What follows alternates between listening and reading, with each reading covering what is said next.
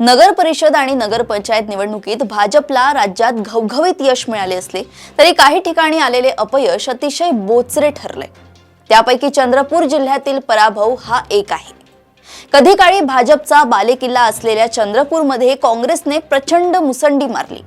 या पराभवानंतर या भागातील भाजपचे ज्येष्ठ नेते सुधीर मुनगंटीवार यांनी नाराजी व्यक्त करत आपल्याच पक्षाला खडे बोल सुनावले आहेत। या निवडणुकीत पक्षाने बळ दिले नाही। आमचा पक्ष शनी शिंगणापूर नंतर दुसरा असा पक्ष आहे जिथे दार नाही, कुणीही कधीही प्रवेश करू शकतो, या शब्दात त्यांनी आपली नाराजी व्यक्त केली।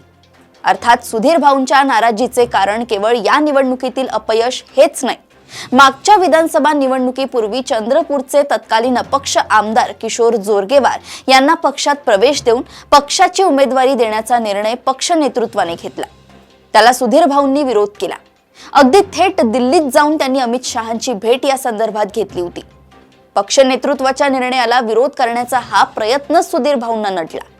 त्यामुळेच सर्वथा योग्यता असूनही अगदी शेवटच्या क्षणी त्यांचे संभाव्य मंत्रिपद हिरावले गेले।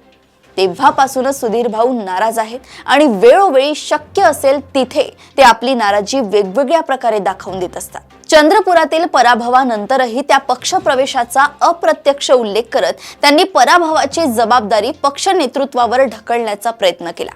त्यातच चंद्रशेखर बावनकुळेंनी मंत्रिपदाचा पक्षाच्या कामगिरीशी संबंध नाही असे वक्तव्य करत जणू काही सुधीर भाऊंच्या जखमेवर मीठच चोळले। आज आपली जी स्थिती आहे ती कधी काळी बावनकुळेंचीही होती आणि तेव्हा त्यांच्या मनातही आज आपल्या आहेत त्यापेक्षा वेगळ्या भावना नव्हत्या असा पलटवार भाऊंनी केला। एकूणच पक्षाकडून होत असलेली अवहेलना भाऊंच्या खूपच जिव्हारी लागल्याचं दिसतंय आणि ते स्वाभाविकही आहे। अशाच घडामोडी व अपडेट सोबत पुन्हा भेटूया देशोन्नती संपादकीयमध्ये। बघत रहा देशोन्नती। नमस्कार।